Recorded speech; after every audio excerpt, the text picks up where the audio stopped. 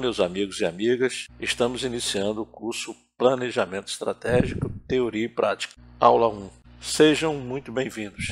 Vamos fazer uma breve apresentação. Meu nome é Fabiano Medeiros, eu sou instrutor do curso e também responsável pelo seu desenvolvimento. Eu sou formado em Economia e tenho pós-graduação em Gestão de Negócios, docência superior, com especialização em marketing estratégico. Eu tenho uma experiência bem ampla. Eu comecei muito cedo trabalhando com o meu pai, que era um grande empreendedor na área de comércio. O pai teve posto de gasolina, loja de tecido, loja de miscelâneas, restaurante, hotel e dormitório, cinema. Eu aprendi muito com meu pai quando eu era menino ainda, basicamente. Depois eu vim estudar no Rio e ingressei em empresas como o Diners Club, a Xerox do Brasil, que na verdade foi a minha grande escola, porque a Xerox era uma empresa à frente do tempo. Seu centro de ciências lá em Palo Alto, nos Estados Unidos, a maioria dessas tecnologias surgiram e isso foi reconhecido inclusive pelo Steve Jobs, o cara que criou a Apple. E dizem que foi estagiário no centro de Palo Alto. O próprio Windows, dizem também que nasceu lá em Palo Alto, e eu não duvido nada, porque quando eu ingressei na Xerox final dos anos 70, eu tive acesso à primeira workstation, que era um computador, uma impressora e uma tela com editor de textos. A Xerox foi realmente uma grande escola. Aprendi muito e depois eu saí, fui para uma carreira solo, criei a FMA, a minha empresa de consultoria, mas logo depois eu voltei a militar em empresa multinacional, fui trabalhar na Prudential, que é uma empresa também fantástica, muito legal, tem quase 150 anos, aprendi muito na Prudential. 3 anos eu saí, fui trabalhar na Fundação Dom Cabral. A Fundação Dom Cabral é considerada a melhor escola de negócios da América Latina e super bem posicionada entre as melhores escolas do mundo. Eu ficava alocado na Universidade da Petrobras, em projetos no BNDES e em grandes empresas brasileiras. Depois eu saí da Fundação Dom Cabral e estruturei melhor a FMA, a qual hoje eu sou responsável, consultor responsável, trabalho com treinamentos, tenho o portal na plataforma Moodle, com 9 cursos na área de gestão. Trabalho também com coach do empreendedor, ensinando e ajudando os empreendedores a organizar melhor os seus processos e os seus negócios. Também trabalho com projetos e com mapeamento de processos. E na área de processo, de mapeamento de processos, sou detentor da tecnologia Visage e também da metodologia BPM. Inclusive, quando o cliente deseja, eu terceirizo, eu monto a equipe para terceirizar o processo. Então, de fato, a minha especialidade, por tudo que eu aprendi, por tudo que eu estudei, por tudo que eu continuo estudando, é gestão. E é gestão de negócios com foco em pessoas, processos e projetos. O objetivo do curso Planejamento Estratégico é estudar os conceitos e a sua aplicabilidade prática no mundo das organizações. O assunto do planejamento estratégico se complicou demais, se sofisticou demais. E, segundo Han Charan, 70% dos planos estratégicos morrem, não são implementados. Então eu venho na contramão, eu concordo com ele e venho na contramão dizendo o seguinte: a ciência, o conhecimento é maravilhoso e a aplicabilidade pode ser prática. Inclusive, no curso, eu trago exemplos práticos de como fazer a aplicação do planejamento estratégico. Vai ser uma grande experiência para vocês também. Tem um caderninho de apoio aqui. Eu não preciso dizer que eu uso ainda o caderninho no papel. Eu recomendo que vocês, os modernos, usem cadernos digitais e em breve eu também usarei o caderno digital. Eu também me disponibilizo a tirar dúvidas, vocês mandam um e-mail para mim, tem vários lugares vão aparecer o meu e-mail, mandem que imediatamente eu tiro as dúvidas. E se for um curso pela web conference, que é uma das possibilidades no meu portal, a gente tira a dúvida na hora com o uso de chat ou também de câmera e microfone.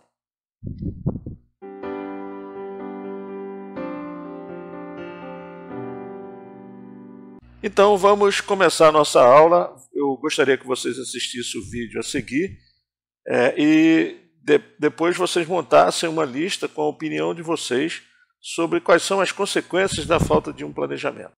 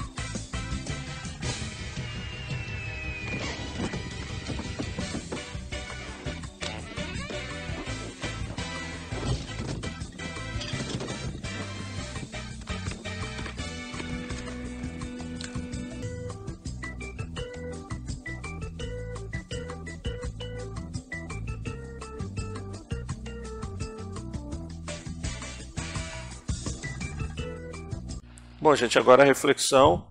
Vocês anotem no caderno de apoio as consequências que vocês pensaram pela falta de um planejamento. Quais são as consequências? A nossa reflexão sobre o vídeo é a seguinte: a falta do planejamento traz como consequências perda de muito tempo, improdutividade. Nem sempre os objetivos são atingidos, o que é extremamente decepcionante. O estresse é muito elevado. Gasta-se muito dinheiro tentando alcançar os objetivos de qualquer forma. Não se sabe para onde seguir. Perde-se o foco e muitas vezes desiste-se de lutar. E aí, conforme diz o grande pensador Sêneca, quando se navega sem destino, nenhum vento é favorável. Qualquer segmento da vida.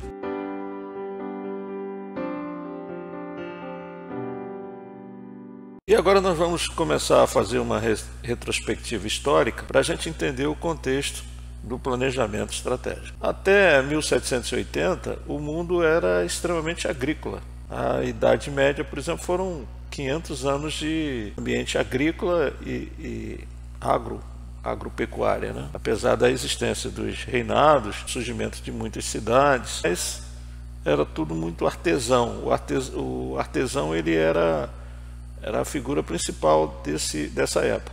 Depois de 1780 a 1914, com o surgimento da Revolução Industrial, as ferramentas são substituídas por máquinas. E aí começa a acontecer uma grande aceleração no desenvolvimento da humanidade.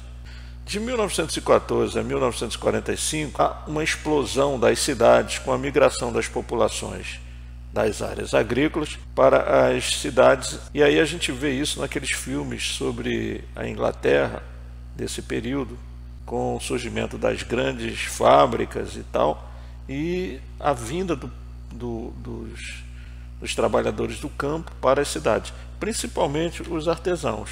Na Segunda Grande Guerra Mundial, surgem os bancos, as instituições financeiras e os primeiros computadores surgem com o início do ciclo da TI, tecnologia da informação, e depois, já nos anos 80, surgem as preocupações das organizações com a concorrência, com os clientes e a busca incessante pela flexibilização e a qualidade. Aqui, por exemplo, nos anos 70, quando eu ingressei na Xerox, eu acompanhei a primeira crise que a Xerox encarou nos Estados Unidos, com a invasão dos japoneses com produtos de melhor qualidade e preço mais acessível. E aí a Xerox teve que montar uma estratégia, que foi a estratégia da liderança através da qualidade, e também uma parceria com a Fuji Xerox, lá no Japão, e aí terminou superando e eu não fui demitido, graças a Deus. Depois a globalização surge nos anos 90 e aí vem muito da associação da TI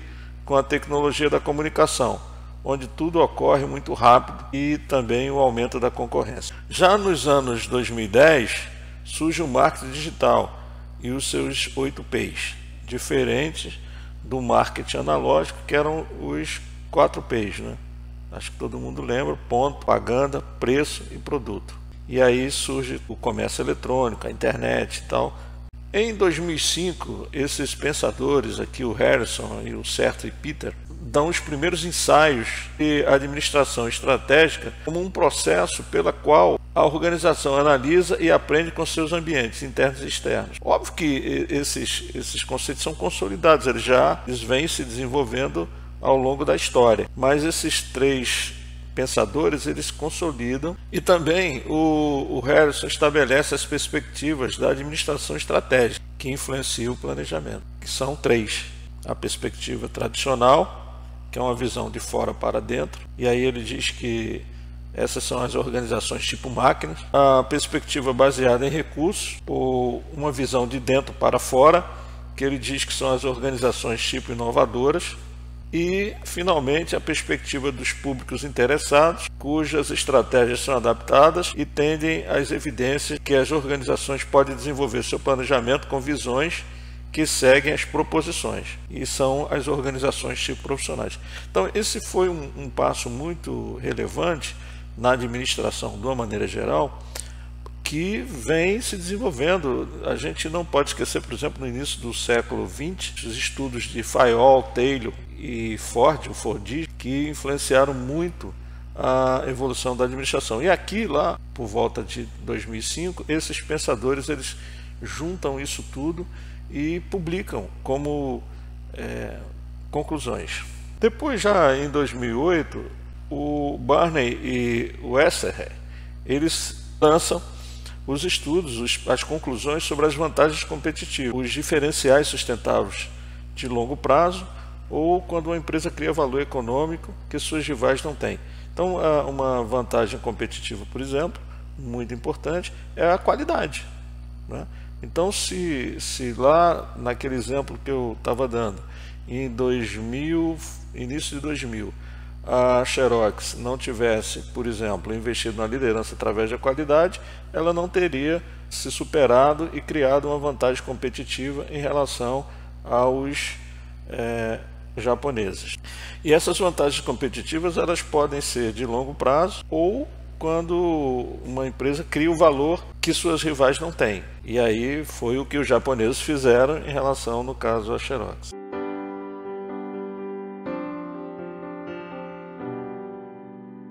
O Mike Porter lança o modelo das 5 forças por volta de 95, 97, exatamente também como uma ferramenta para apoiar os estudos de análise dos negócios.